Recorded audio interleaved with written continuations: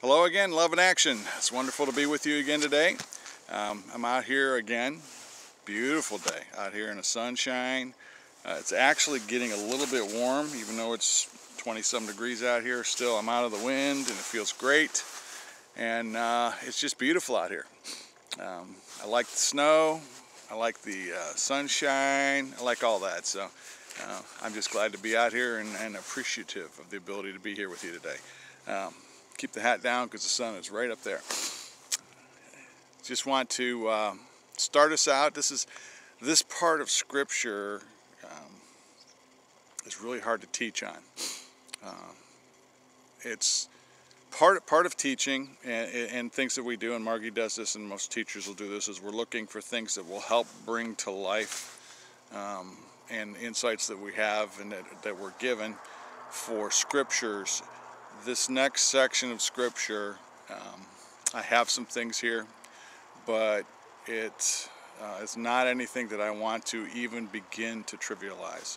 And I don't want to fill this up with historical facts and figures and all those things. I've looked a lot of that stuff up, but and I'll tell you some things, but for the most part, this is a very serious and somber section of Mark. Picking up where Margie left off last week with the scourging of Jesus. Mark tells this in very short, succinct detail. He doesn't dwell on a whole lot, but what he has to say is very rich if you understand what's being said there. The other thing about Mark that we're reading here, and it's a little bit different. I'm going to be reading out of the New American Standard, but in the original Greek, and again we're doing a translation of maybe a translation because this was probably written in Aramaic, may have been written in Greek, but Mark was he was Jewish and he lived in Judea, so he probably wrote this in Aramaic. Then it was translated into Greek, so we're starting to lose a little bit of the subtleties of the languages. The words that are being used throughout Mark, but in particular in this section, we read them now in the NIV. It's in the passive. This thing happened. They walked over there. Whereas this section in particular Scripture, but a lot of other places, but this one in particular, it's not written that way. In the Greek, at least, it's not. It's more past present. It's this is happening. They were walking. And it sounds subtle and it sounds a little bit different, but it takes me out of that rote historical fact. Okay, here's what happened. Here's what Jesus did. This happened. ... And again, this is the whole relationship part of us and the Lord. And remembering again that this is the part Jesus. When I taught a couple weeks ago, we talked about. We had focused so much on Jesus, the Son of God, that we have forgotten about, or easy to forget about, that this is also Jesus the man. Fully God, fully man, fully unable to understand that for me. But that's who he is. And so knowing all that, this section here continues on that. And it happened also last week with what Margie taught on. The other thing that I want to talk about before I begin is we're gonna have some current references as we go forward here. What's going on in the United States in particular, and kind of across the world. And there's some other stuff going on too. I like scientific stuff, and I like astronomy stuff, and I like all that kind of things, and geeky stuff. And we landed on Mars with another rover, and it was this amazing achievement. And we're getting video back, and we're getting sound back, and really all I'm hearing when I listened to some of the sound was I'm hearing the motor of the camera as it's going around and a little bit of the wind. And we tend to look at that as an astonishing achievement. But all we have really done is we have sent a probe, which is an astonishing, amazing accomplishment. We sent a probe from this planet to another planet. That, in the creation of the universe, pales. I mean, it doesn't exist practically compared to the greatness of God. And we have to be careful as we look at our accomplishments, that we don't elevate them to a point of worship, to a point of awe and splendor. I'm in awe of the universe. I'm in awe of all of the creation and the great distances and the beauty. And last night I'm out looking at the sky and I'm seeing the moon. Kind of, it was almost at 1 o'clock to where I was standing looking at it, 1 o'clock in the sky, and seeing Mars right there and realizing that we were just getting pictures from there earlier in the day. But still, there's a creator who is above all these things. And as the world is searching, and the world is searching desperately and deeply right now, everywhere, for meaning, for safety is what they're searching for. They're searching for comfort. They're searching for peace. And they're not finding it. And it's plays out in what we're about to read. So I'll preface all that with having said that. This section of Scripture is very personal. Mark makes it personal. I'm sure Peter made it personal. But let's look at this. So first, let me begin. Pardon the hair. It's everywhere. But I don't care. I'm outside. The sky's beautiful. Father God, we just lift your name up. We thank you for this opportunity to come together as your people. Again, to look at your word, to hear what you have to say to us. I pray for every person that hears this, that you speak to them in your spirit. Don't let them hear my words only, but let my words help them to hear you. Let them hear directly from you. Tell them the things that you want them to hear. Tell me the things that you want me to hear as I'm speaking, and give me your voice to speak that today. We lift up the prayer requests that we have. There are all kinds of prayer requests that have been distributed. We have people that have had surgeries and recovering, and people that are ill. There's been family members that have passed away, and there's grief. Life continues and goes on as we are experiencing it today. And it's only in you that we find hope, that we find peace, that we find comfort and strength. Thank you in Jesus' name. Amen. Back on. You can't see my eyes, I know, because my glasses got real dark, but here we go. So, we are in the book of Mark.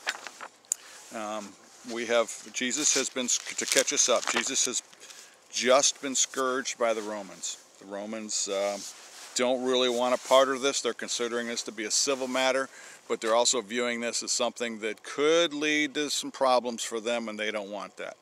Now, Romans don't really care about life as a conquering people. They don't care.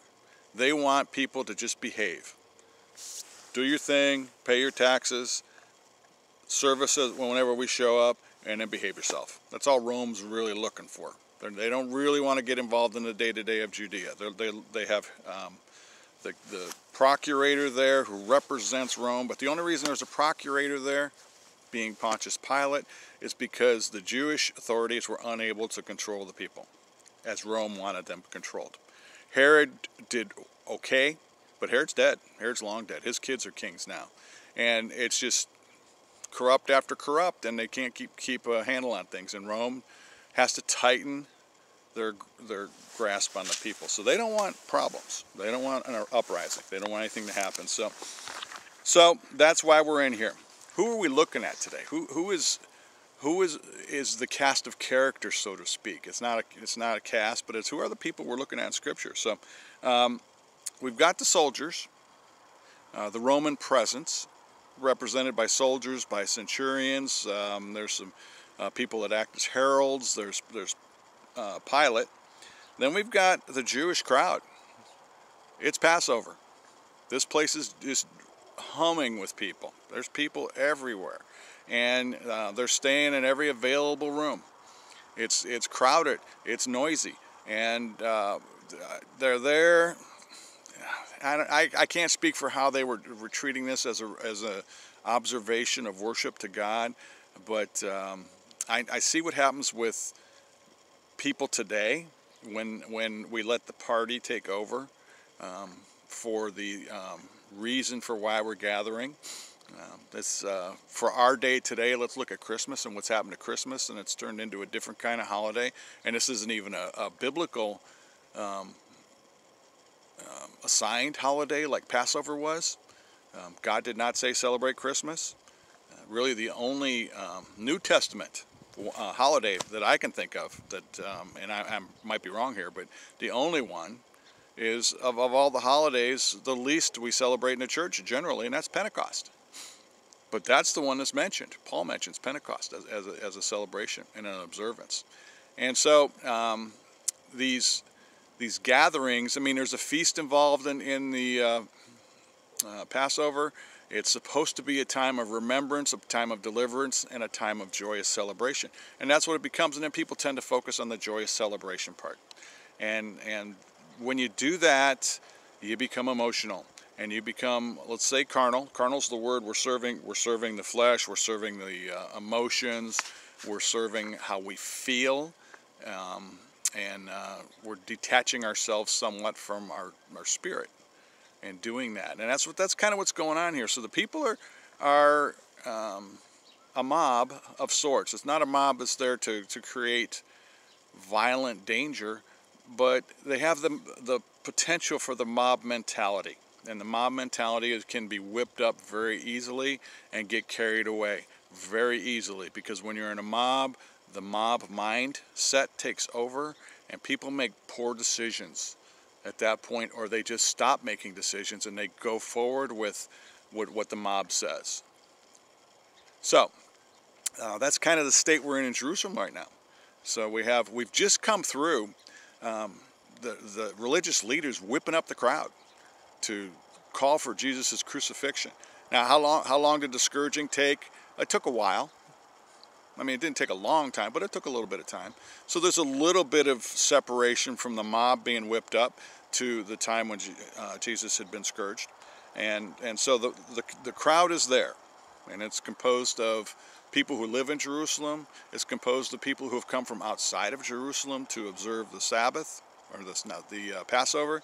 It's also people who came to see the show, somewhat. Although more likely in Jerusalem it's mainly Jews, but people hear about these things and they go see it. We have the religious leaders. They're kind of there, they're kind of hanging back, they're kind of making sure that everything moves in the direction they want to go. They're the movers and shakers and the manipulators of the situation. We've got two other people, two thieves, who are also being crucified with Jesus at this time. We're going to run into them in a minute. We've got two different groups of women who are going to show up.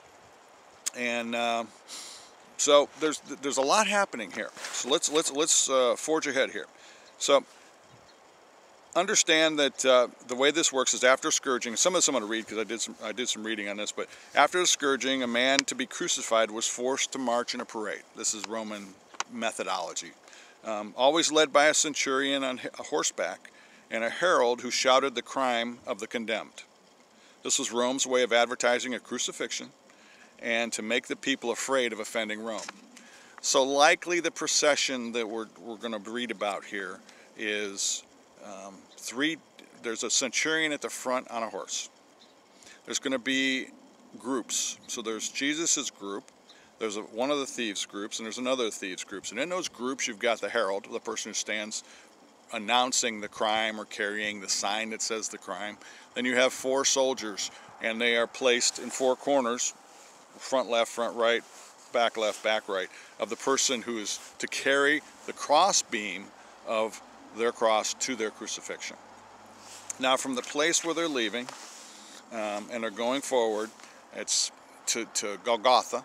This whole trip is somewhat of 3/4 of a mile. Now that doesn't sound like a long way necessarily, but they're winding through the streets, and Rome wants maximum exposure to the condemned. This is the example, and they want people to see this. The religious leaders also want people to see this.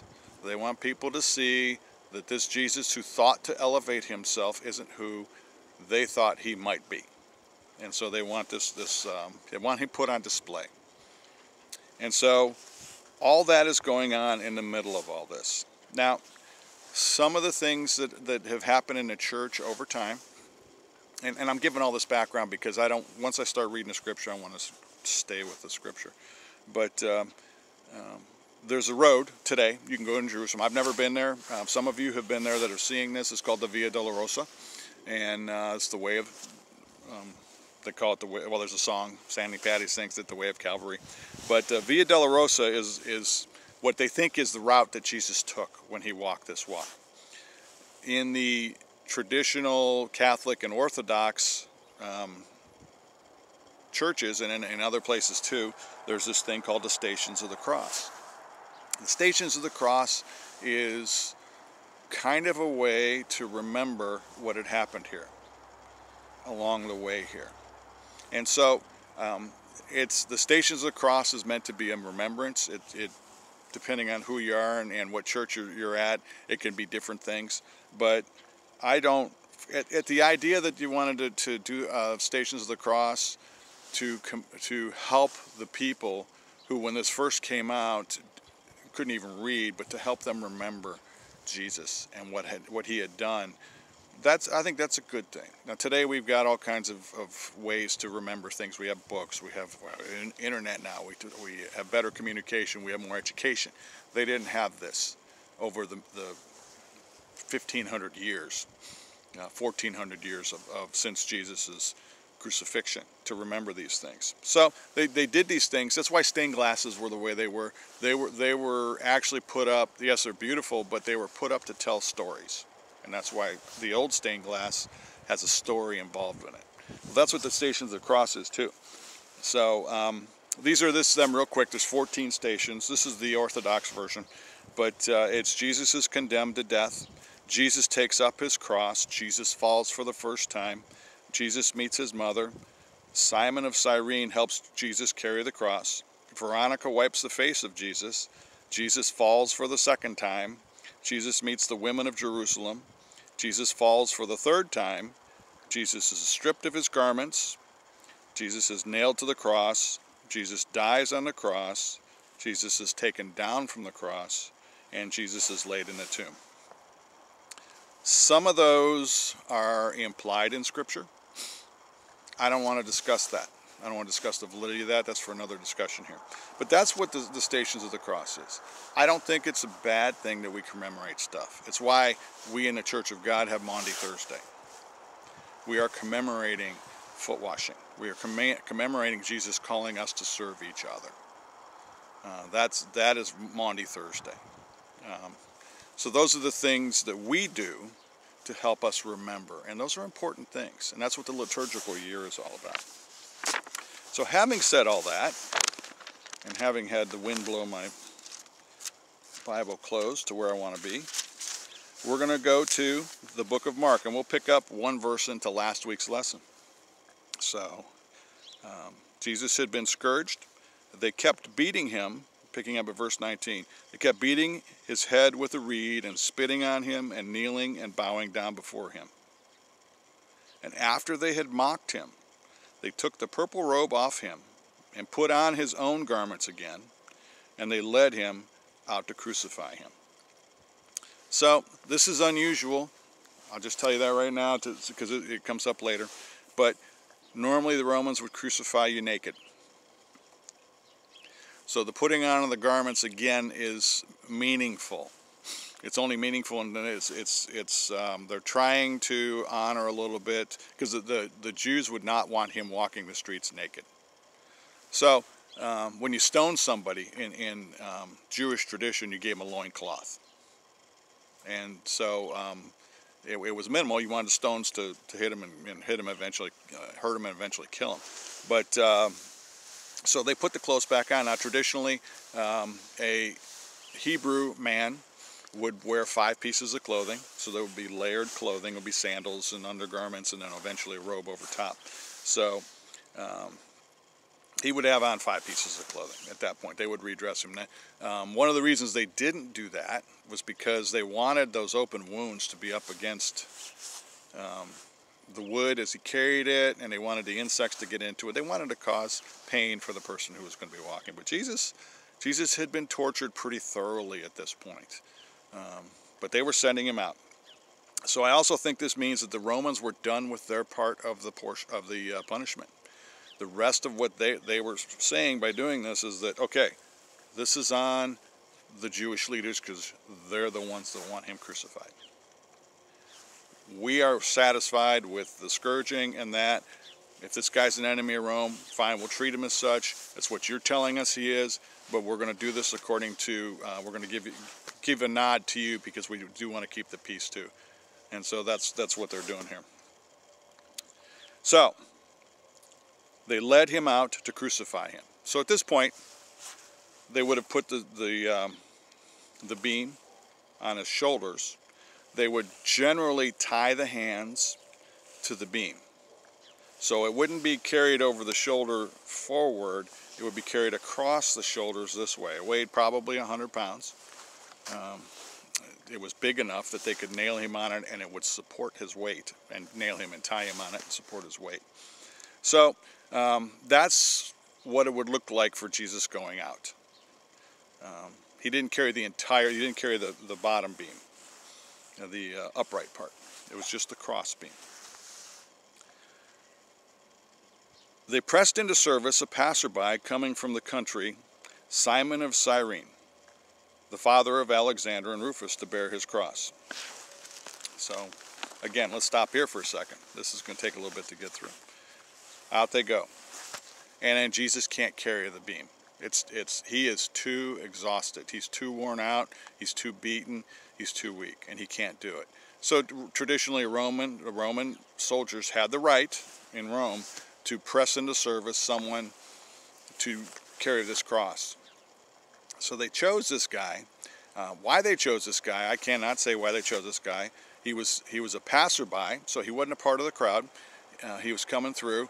But let me tell you a little bit about Simon of Cyrene. Cyrene is in Africa, specifically in Libya. It's part of northern Africa. Simon most likely was black. If nothing else, a very deep skin tone. But he would not be Arabic, so he was most likely black. And probably, well, he was in Jerusalem for the Passover, so he was a converted Jew. So he had come, maybe, let's think about Simon. I mean, maybe this was his lifelong dream as a Jew. He wanted to go to Jerusalem for the Passover. He wanted to be a part of this thing he had heard about. And so he was going to go there. So he shows up and he walks right into the middle of this situation. Now, a Roman soldier, not wanting to provoke the crowd, wouldn't pick a Jew, wouldn't want to pick a Christian, a follower of Jesus, not a Christian at this point, but a follower of Jesus, and he looks for someone who looks different. And that would be Simon. Simon of Cyrene. So Simon is why do we know his name? That's another interesting thing. Why do we know who this person is? I mean, it's just a guy in a crowd. He wasn't one of the people following Jesus. He wasn't one of the disciples. So why do we know his name? Well, this isn't the only place his name shows up in Scripture, or at least a reference to him. They say Simon of Cyrene, the father of Alexander and Rufus. Well, we have another clue there, because in Romans 16:13, Paul, he says, "Greet Rufus, chosen in the Lord, and also his mother, who has been a mother to me as well."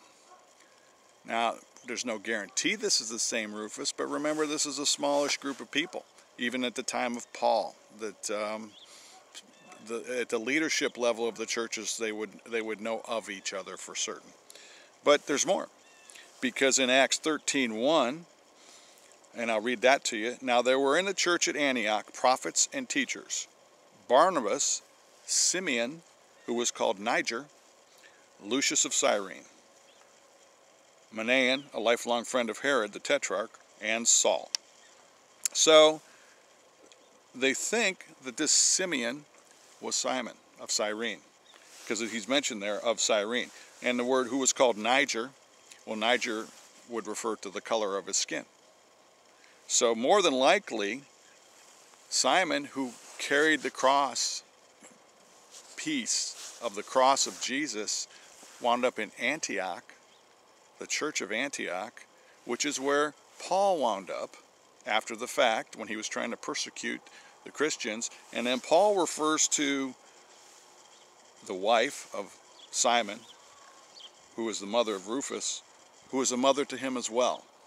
So something happened to Simon at this point. I mean, what happened here? I mean, this guy coming up from out of the country, he's forced to carry this cross. He has to walk this 3/4 of a mile or so carrying the cross. He has to listen to everything that's going on, all the insults that are being hurled at Jesus, the followers of Jesus who are astonished and bereaved at what's going on here, and the Romans trying to, I mean, this guy walks into the middle of this whole thing, and he has to absorb all of that. And he gets there. Did he stay for the crucifixion? Did he leave? I don't know. You know, he got there. They would have taken the cross from him and then shoved him back into the crowd. But at that point, after everything he's seen, I could see it's reasonable where he would kind of stay and see what's going on here. And I could see where he could kind of stay and see this whole situation play out. And I can see where he would be affected. And I think because he was on a pilgrimage, that tells me he's a devout follower of God. He just did not know about Jesus, that he heard of who God is, and he saw his Messiah going up on a cross. And then it carried him on to Antioch, which, him going before, he could have been one of the ones that taught Paul. Certainly was one of the ones that was there to help Paul through his conversion, because Paul was in Antioch for a little while before he went out on his journey. And Paul refers to Rufus's mother as a mother to him too. So there's a lot of connection here stemming from this one thing that God had in plan, and all in his plan. We've gotten one verse into the lesson. So it's not a fun thing, but this is so rich. And Mark says it just so succinctly that we have to look at it a little more. So at verse 22, they've already walked the walk. They brought him to the place in Golgotha, which is translated place of the skull. So in the beginning, they led Jesus out. So they were, however they were doing it, they were pushing him, they were pulling him, but he was carrying his own cross. By the time he got to Golgotha, they were bringing him, which means they were probably having to carry him. He was that weak, and he was that in that much of a distress. So far, we've seen a lot of names in there, but there's some people missing, and we don't know where they're at. I'm going to say we have Simon of Cyrene. Where is Simon Peter? Where are the apostles? Where are the followers? They're all in hiding right now, or maybe they're standing off at a distance. That's why it's all the more remarkable that we know the names of these people that were involved here. So they brought him there. And when they arrived, starting at verse 23, they tried to give him wine mixed with myrrh, but he did not take it. Again, another place I'm going to stop. We're going verse by verse here, but what's the purpose of the wine mixed with myrrh? Well, traditionally, I actually did some research on this too, but according to an old tradition, respected women, so this was something that the Jewish women did, servants, so when I say servants of the faith, the women that were Jewish leaders, because they were respected women, they would provide a narcotic drink to those condemned to death in order to decrease the sensitivity to the excruciating pain. So it's kind of an act of mercy, but it's also scriptural, because this humane practice was begun in response to the biblical injunction of Proverbs 31, 6 and 7, give strong drink to him who is perishing, and wine to those in bitter distress. Let them drink and forget their poverty, and remember their misery no more. So the purpose of giving the wine mixed with myrrh was to deaden the senses and to kind of put the person into a bit of a narcotic haze. Jesus refused that. The idea of the narcotic haze is to deaden the senses and to hide from what was going on. The narcotics that Jesus refused are things that today we run to. And we got a lot of wine and myrrh in our lives. The purpose of this originally was to make Jesus tolerate what was going on and to feel better. And Jesus knew that he had to go through what was laid out before him. He had to take up his cross and to fulfill his mission. Now, when we become Christians, he extends that same thing to us. He says, take up your cross and follow me. And we have to be cautious. I can throw some easy ones out there, things that we use to anesthetize ourselves. That's what alcoholism kind of comes from. That's what drug addiction comes from. But there are so many other addictions out there. A prominent addiction right now is trying to figure out a way to feel better politically.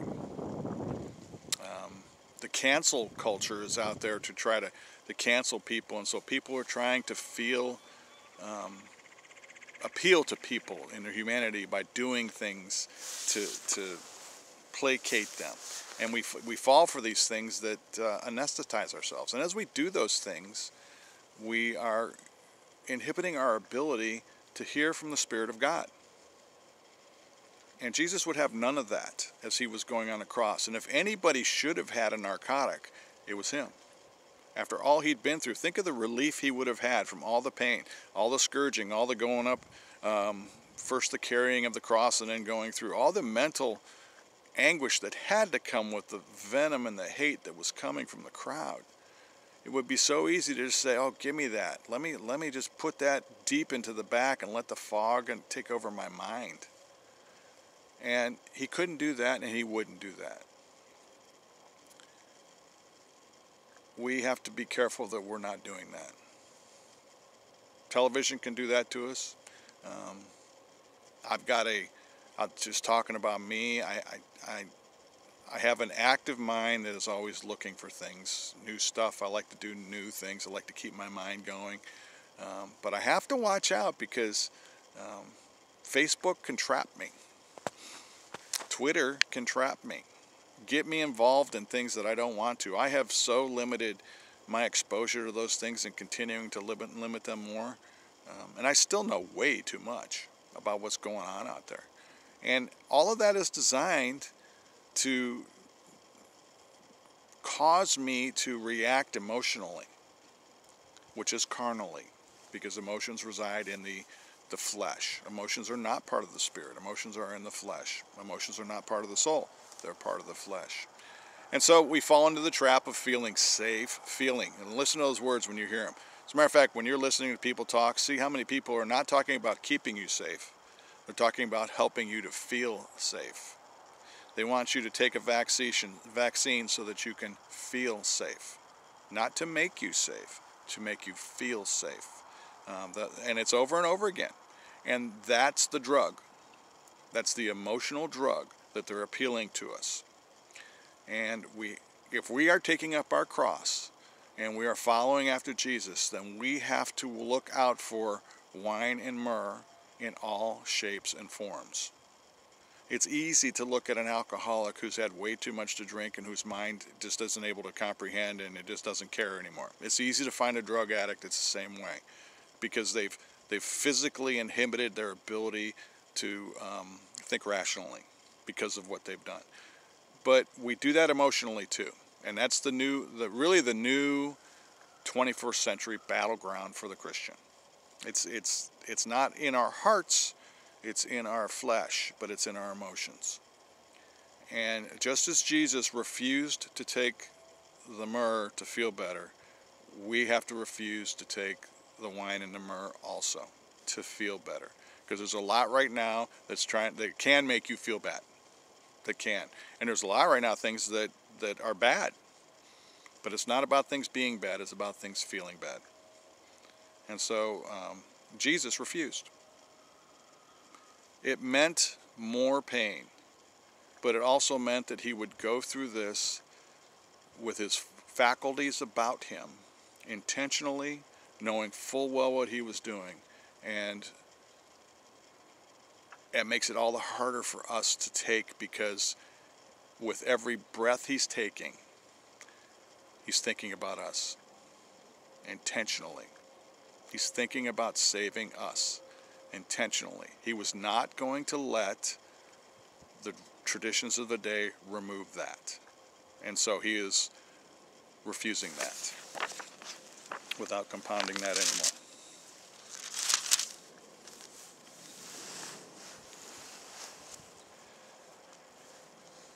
And they crucified him. And that's all that Mark says about that. They put him up on the cross.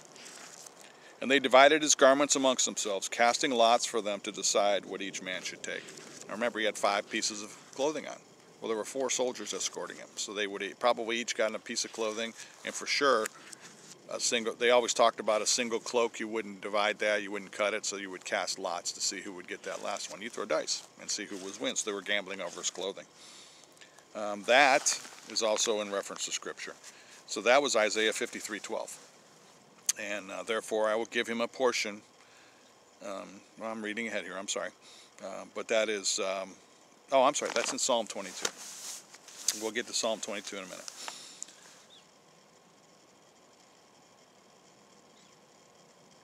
Picking up at verse 25. It was the 3rd hour when they crucified him. The inscription of the charge against him read, "The King of the Jews." Now you've seen, it's INRI. Those are the first initials in Latin for King of the Jews. But they probably put a sign above him. Maybe it was a very descriptive sign. It could have been the thing that the guy walking in front of him was carrying to denote the charges. But again, this is Rome mocking Israel, when in reality they are speaking the truth. They just didn't realize it. And they crucified 2 robbers with him, one on his right and one on his left. And the scripture was fulfilled, which says, "And he was numbered among the transgressors." That is Isaiah 53:12.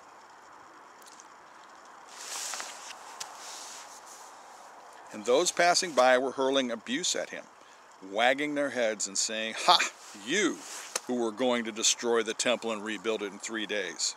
Save yourself, come down from that cross." In the same way, the chief priests also, along with the scribes, were mocking him among themselves and saying, "He saved others, he cannot save himself. Let this Christ, the King of Israel, now come down from the cross so that we may see and believe." Those who were crucified him were also insulting him. So it's a tool of the enemy to use mockery. And you look at the crowd, and the crowd's been whipped up. The crowd doesn't really know what they're talking about, really. Truthfully, they just know what they've been told. That's all. The religious leaders talk amongst themselves, and they begin to believe all the blather that they have between themselves.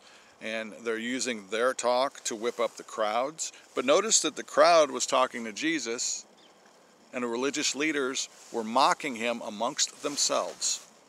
So they weren't coming forward and facing him directly. They were just, "I am so insufferably proud of myself for once again quelling this threat to my great position, and I'm able to continue on as the great religious leader of the time." And they're mocking him. Ha! He thinks he was, and they're kind of twisting his words. Yes, he said these things, but that's not what the meanings were. It applies to us today. Mockery right now is probably the #1 tool on the internet that's being used. We have cute names for it. We call them memes. Other things that we do with them. People take things out of context to use to mock other people. And even when people say stuff that that can be mocked, we should not be the mockers. That's left for those that don't follow the Lord. But if we get caught up in the wine and the myrrh, we lose our sensibility to hear from God, and then we join in a mockery. Now, flip that around again. If you're not joining in a mockery, and you try to have a rational, reasonable discussion with people who are involved in mockery, it's not going to happen. We're also in that place right now. When people have gotten themselves all into this emotional realm, and it's the only place they're existing, facts don't matter. Feelings matter. And they're being held prisoner in their feelings. And that's where they're staying. This crowd here was being held prisoner in their feelings. The Jewish leaders, even though they're trying to manipulate everybody, themselves are congratulating themselves and caught up in their own imprisonment of their own choosing, of their feelings, and of their sense of entitlement and all these things that go with that. The parallels between then and now are just incredible. So, we have the chief priest there. And when the 6th hour came, we're at verse 33 now. When the 6th hour came, darkness fell over the whole land until the 9th hour. So, this is another one of those passages that we read about, and people say, "Oh yeah, sure, that happened." So, but yes, there is historically written about this time an extremely unusual eclipse. It was actually there was a historian that was writing about this eclipse that happened in that part of the world. I didn't write his name down, I should have, but I saw 4 or 5 different places where they wrote this. And the point of telling you that historically this was mentioned is that people saw it. There was also a great earthquake that happened about this time, a very big earthquake. But that doesn't mean the same thing here either, and there's a reason for that, because they called it an eclipse back then. But the problem with calling this an eclipse, which is the moon passing before the sun, especially in the 3rd hour, which is essentially midday, mid-ish day, that this was a Passover celebration. So it would be a full moon, which means that the moon and the sun were opposed. They're on opposite sides of the earth at this point. So it couldn't have been an eclipse, a natural eclipse. So they try to prove these things, but this is an act of God. I mean, at this point, just read this. When the 6th hour came and darkness fell over the whole land until the 9th hour. So the darkness comes. To me, it's almost at this point, all the sins of mankind are being completely laid on Jesus, and he is the scapegoat. If you remember back to the goat, when the high priest did the sacrifice, he would lay his hands on the goat, and all the sins of Israel were to go onto the goat, and he was to be sent off to never be found again. This is also the time he's the sacrificial lamb. For Jesus to be the sacrificial lamb, that's the only way I can look at this and say this, is I see God the Father turning his back to look away. And darkness comes over the land. That's horrific to even think about. Absolutely horrific. But it had to happen. You know, just a few verses ahead of this, they're saying, "Take yourself down from the cross, O you King of the Jews. Prove yourself, prove yourself." What would happen if Jesus had taken himself down from the cross? What if that was the way that this thing was played out? Well, the final enemy would not be defeated had that happened. See, the battle is not against the actual control of the world. You know, Jesus is setting aside enemy after enemy here. And he's set aside Satan through all the temptations, and he's done with him. He's setting aside the flesh and the temptations, and he's done with that. But there's still an enemy of humanity that's out there, that's referred to in Scripture, and it's death. And Jesus had to pass through death to conquer death, which means coming back to life, to show that death had no power over him. So this has to happen that way. But to get to that point, I just don't know what to say about that. And I don't want to begin to talk about what I think Jesus was feeling. But it had to be horrific. So when the 6th hour came, the darkness fell. And at the 9th hour, Jesus cried out with a loud voice, Eloi, Eloi, lama sabachthani, which is translated, my God, why have you forsaken me? That's why I can see that God the Father turned his back, and Jesus would say that, being forsaken, that he went through. Now, this is also, it's not coincidental, but this is also the first line of Psalm 22. And we're going to read Psalm 22 at the end here. But Psalm 22 is very parallel to this entire section of Scripture that we're reading here. Very parallel. And Psalm 22 helps us get more into the heart of what's going on. But Mark, being Mark, is giving us a very factual, personal account of what has happened here. And when some of the bystanders heard it, they began saying, behold, he is calling for Elijah. So they think, okay, Eloi, Elijah, it could have been mumbled and misunderstood. Elijah was going to pave the way for the Lord, make straight the paths. John the Baptist was Elijah come back, and they're not believing that, so they're saying Elijah's going to come and take care of Jesus. That type of thing is going on. And so they have that misunderstanding. And someone ran, at verse 36, and filled a sponge with sour wine and put it on a reed and gave him a drink, saying, let us see whether Elijah will come and take him down. It doesn't say Jesus drank it, but this particular one here that they give, the sour wine with vinegar, is meant to alleviate thirst in the mouth. It was actually used by Roman soldiers and a lot of people in this part of the world. And when you get thirsty, you get that taste in your mouth. This was meant to take away that taste, take away that sensation of thirst. This is not a drug. This is not the same thing that was offered to him earlier. And Jesus uttered a loud cry and breathed his last. That's verse 37. The loud cry, we don't know here what he said, but in John 19:30, the loud cry that John says he says is, it is finished.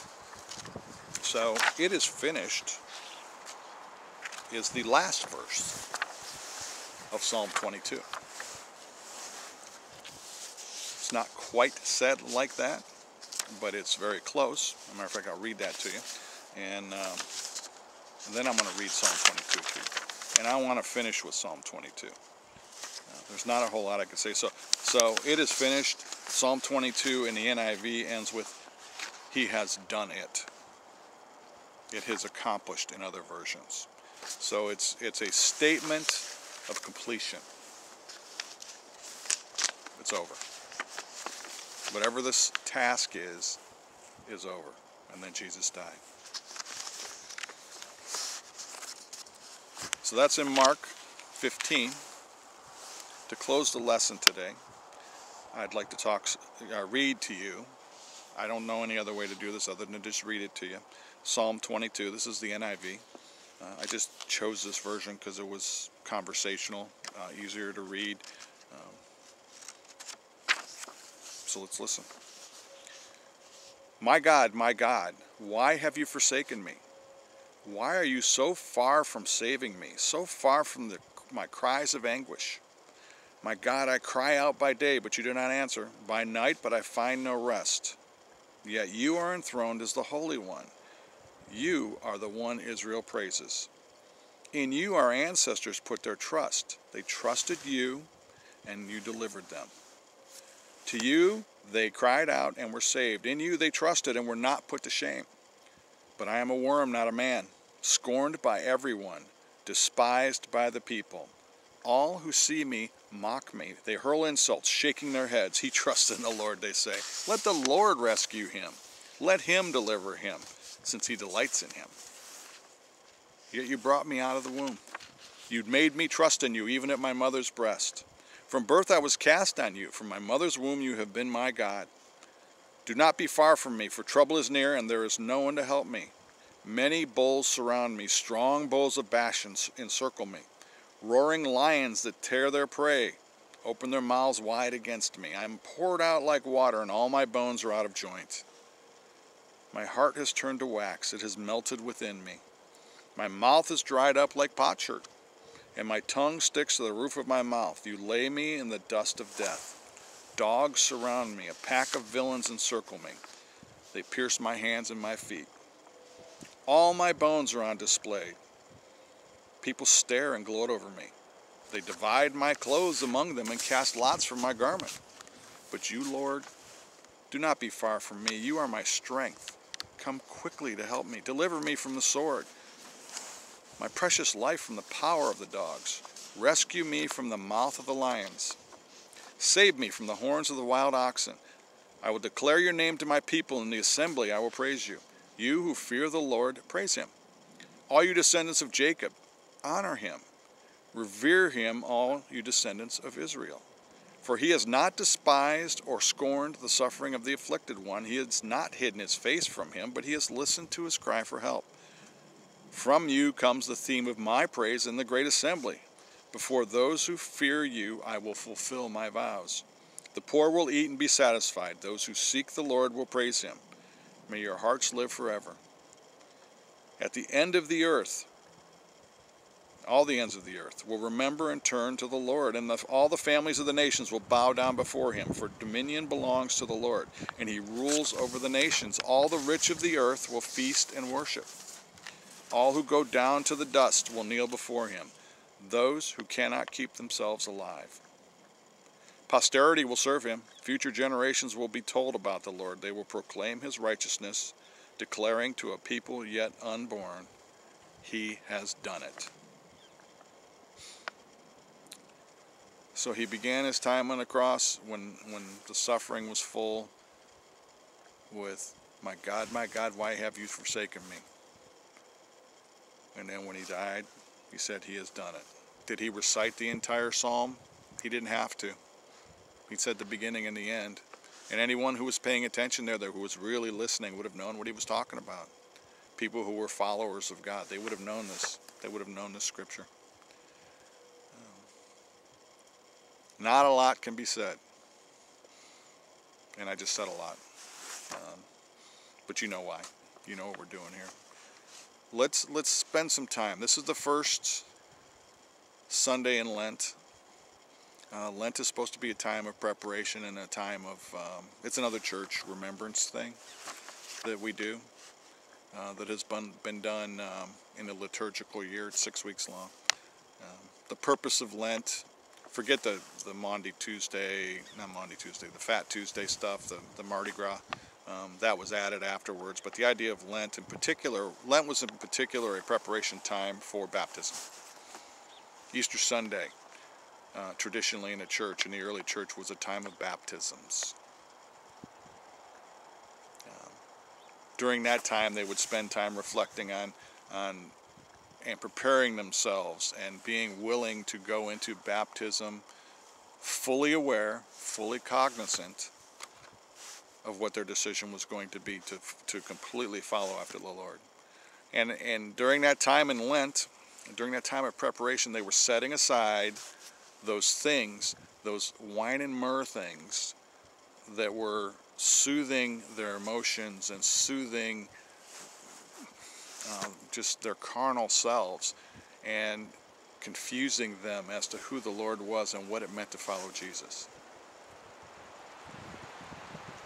That's what Lent's about. It's not about giving up one thing or two things and then, thinking that we've earned God's favor.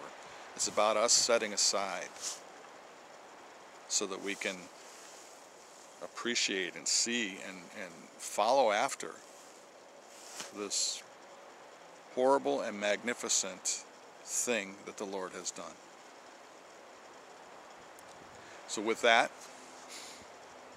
I would just like to say finally, grace and peace to you in Jesus Christ.